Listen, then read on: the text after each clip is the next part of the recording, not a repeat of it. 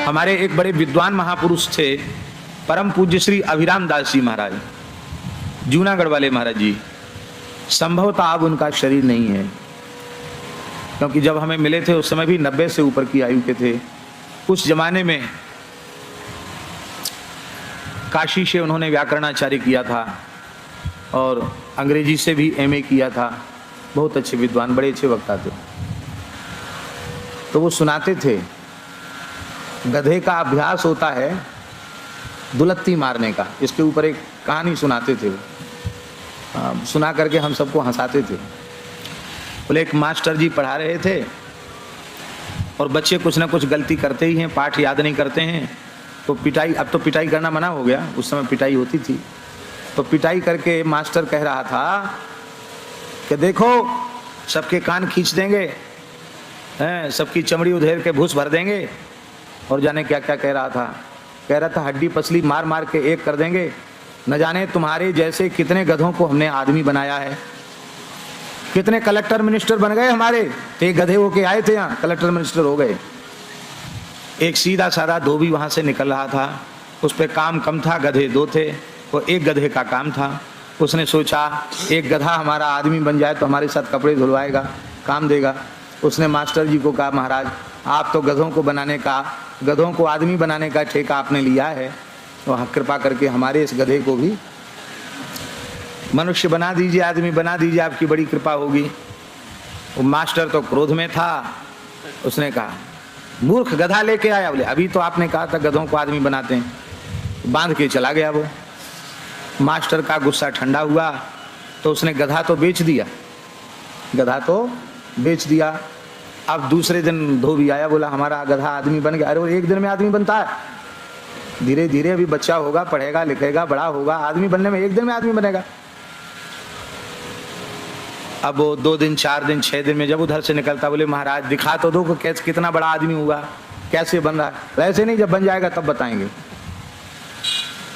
4-5 साल हो गए। अब धोबी के समझ में कुछ ना कुछ आया कि इसने गधा हमारा इधर उधर कर दिया, ये देगा नहीं। लठ लेके धोबी आया, बोले अब तो हमारा आदमी जो हमने गधा दिया था, हमारा गांठ का गधा और चला गया, वो आदमी भी नहीं बना, जल्दी लाओ, नहीं तो समझ लेना मास्टर साहब लठ लेके आए तुम्हारी पूजा करने। बहुत बच्चों को पीटते हो तुम, और तुमको पीटने आए हैं। मास्टर घबरा गया, उसने सोचा कैसे पिंड छुड़ाएं।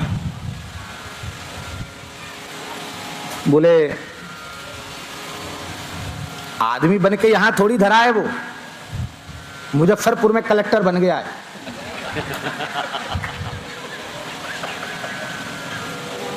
उसको बड़ी प्रसन्नता हुई, हमारा कलेक्टर में, हाँ कलेक्टर बन गया मुजफ्फरपुर में वो।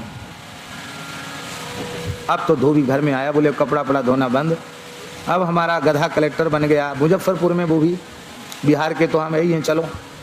तो गरीब आदमी था, पैदल पैदल मुजफ्फरपुर पहुंच गया। हो सकता हो इसी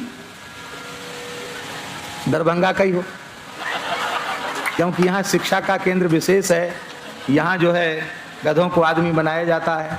हो सकता है यहीं की घटना हो, कोई पक्का पता नहीं है, लेकिन मुजफ्फरपुर वाली बात तो पक्की है।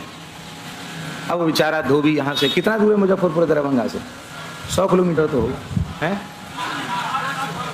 60 किलोमीटर। चलो यहाँ से पैदल चल के वहाँ गया और पहुँचा। अब कलेक्टर का जो बंगला था, निवास था, रविवार का दिन था, छुट्टी थी, तो जाना चला। अब ऐसे किसी अपरिचित व्यक्ति को बिना समय लिए कलेक्टर के निवास में थोड़ी प्रवेश करने दिया जाएगा। उसने बहुत कहा, लेकिन उसको भीतर नहीं घुसने दिया।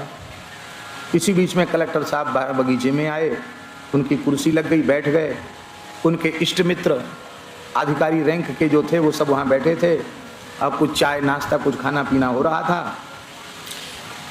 अब इसने कहा कि वाह, आदमी बना तो हमारे किस काम में आया, गधे से आदमी बना और आदमी में भी कलेक्टर बना और हमसे सीधे बात नहीं करता है। तो द्वारपाल के मना करने पर भी वो धोबी घुसता हुआ वहाँ बगान में चला गया। तो उसको कलेक्टर को बड़ा सर, ये कैसे आ गया, कौन है? अरे वो तो पहचानता नहीं है, मैं वही तेरा मालिक धोबी हूँ, और वही तू गधा है जिसके ऊपर पीठ पे कितना माल लाता था, और फिर तू बैठ जाता था तो फिर डंडे से पिटाई करता था। कितने मेहनत से गधे से आदमी बनाया, अब सीधे मुंह बात नहीं करता। उसको लगा कि ये पागल कहां से भीतर घुस आया। कलेक्टर को गधा बता रहा, तो उसको गुस्सा आई तो उसने लात मारी। जैसे ही लात मारी तो उसने कहा अब हमें जरूरत नहीं है, अब पक्का पता चल गया कि तुम गधे ही हो। आदमी से गधे से आदमी और आदमी से कलेक्टर भले ही बन गए, लेकिन अभी दुलत्ती मारना भूले। तो तुम्हारी दुलत्ती खाकर हमको पक्का विश्वास हो गया कि तुम गधे ही हो।